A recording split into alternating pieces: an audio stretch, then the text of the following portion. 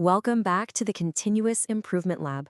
This is Season 4, Episode 40, and I am so glad you're here. First off, a huge thank you to all of you. We are now reaching listeners in 38 countries, with a special shout out to the many students from China who tune in from our case study website. Welcome. This season, we're diving deep into a thoughtful debate on the key management operations systems elements that can truly elevate your team's performance. Now, I have a quick favor to ask. Right now, less than 19% of our listeners are actually subscribed. If you're getting value from this, could you take a second to hit that subscribe or follow button? And maybe share this with 10 friends or colleagues? It makes a huge difference with the algorithm and helps us keep bringing you these best-in-class business insights. Remember, this content also complements our books, Shift Happens, Culture by Design, Power by Discipline Volume 1, and the just-released Volume 2, all available online.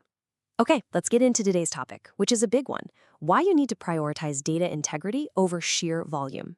So let's start with a question we all face. Is more data always better? I mean, we live in this data-obsessed world, right? The common wisdom is to collect everything, track everything. But you know what? In the world of operational excellence, that belief, it can actually be a massive roadblock. In fact, this obsession with getting more and more data often leads to what I call drowning in dashboards. You know the feeling. You've got charts, graphs, and KPIs for absolutely everything, but when you look at it all, nobody's really sure what it all means. The data's noisy, it's often inaccurate, and it ends up creating way more confusion and wasted time than it does actual insight. So what's the solution here? Well, it's about a fundamental shift in mindset. We've got to move away from focusing on just the volume of data and turn our attention to its quality. This is what we're calling the integrity principle, and it's all about making your data work for you instead of against you. Okay, so what do we actually mean by data integrity? It's way more than just having correct numbers. We're talking about information that is accurate, yes, but it also has to be real-time, and this is the most important part. It has to be actionable. This is the kind of data that empowers your team to stop guessing and start making confident, smart decisions right when it matters most. And when you put the two approaches side by side, the difference is just night and day. On one hand, chasing more volume leads you down this spiral of confusion, wasted effort, and constantly putting out fires because of bad numbers. But on the other hand, focusing on integrity, that builds a direct path to confidence, to real problem solving, and maybe most importantly, to a deep sense of trust within your team. This quote just nails it, doesn't it? High-quality information isn't some nice to have. It's an absolute necessity. It gives your team the confidence they need to act, and it makes sure they're spending their precious time and energy solving the right problems, not just chasing ghosts in the data. All right, theory is great, but let's see how this plays out in the real world. We're going to dig into a case study from a company called Precision Core Manufacturing, which made this exact shift from data chaos to data clarity. So here's what things looked like at Precision Core before the change. They were tracking dozens and dozens of metrics, but honestly, the data was a complete mess. Shift reports never matched up, the downtime logs were spotty at best, and their daily meetings were spent arguing about whose numbers were right. Sound familiar to anyone? They were stuck fixing their data instead of fixing their operations.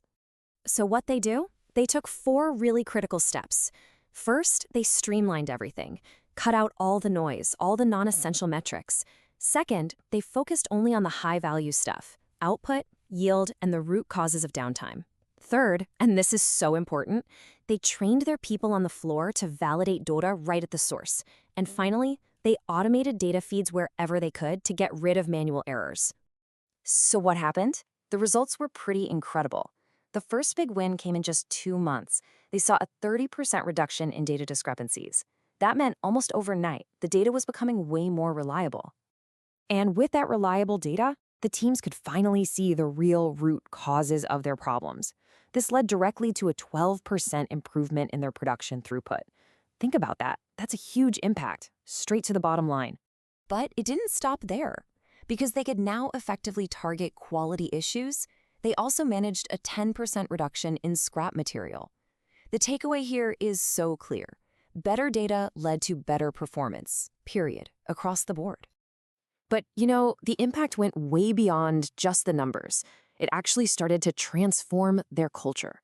The operators felt more engaged because they could see their input was driving real change. Supervisors finally had confidence in the reports they were sharing. It built this incredible foundation of trust and accountability. And I want to be clear, this isn't just a story about manufacturing. This principle of picking data integrity over data volume is a powerful trend that we're seeing pop up across all kinds of industries.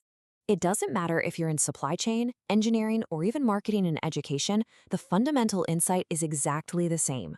Actionable, accurate data is what truly drives success. I mean, in fields like science and medicine, it's absolutely mission critical. In marketing, clean data has a direct line to improving your ROI.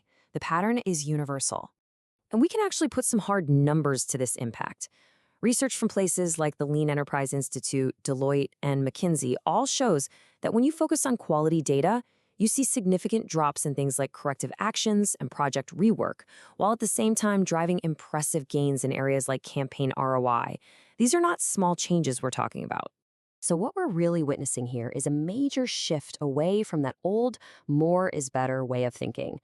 And it makes perfect sense because it aligns perfectly with established philosophies like Lean and Six Sigma, which have always been about eliminating waste and reducing variability. And let's be honest, what is bad data if not a massive form of waste? Okay, so after all of that, what's the one key thing you should take away from this and actually apply in your own work? Let's boil it all down.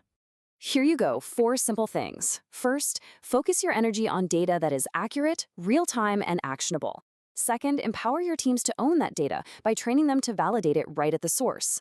Third, be absolutely ruthless about getting rid of vanity metrics. You know the ones, the numbers that look good in a presentation but don't actually drive any action. And finally, use that reliable data as a powerful tool to build trust and confidence across your organization. So I'll leave you with this one question to take back to your team. What is the one bad metric, the one that causes the most arguments, the most confusion, that you could just eliminate starting tomorrow? Kicking off that conversation is the very first step toward building a true culture of data integrity. Before we go, please support our sponsors. This episode was brought to you by Crunch Time Gourmet Popcorn and Apples out of Bridgeport, West Virginia. They make amazing gourmet popcorn and caramel apples with homemade caramel crafted in small batches. It's perfect for game day, movie night, gifts, or even just treating your team. You can shop all their flavors online at crunchtimewv.com. That's crunchtimewv.com. For any additional information, please feel free to reach out to us via our website at www.karasinnovations.com. And don't forget to check out our other podcast, The Systems Thinker Show, and our YouTube channel at Karas Innovations Group. And a huge thank you to our executive producer and founder, Lenya Johnson. Thanks for tuning in.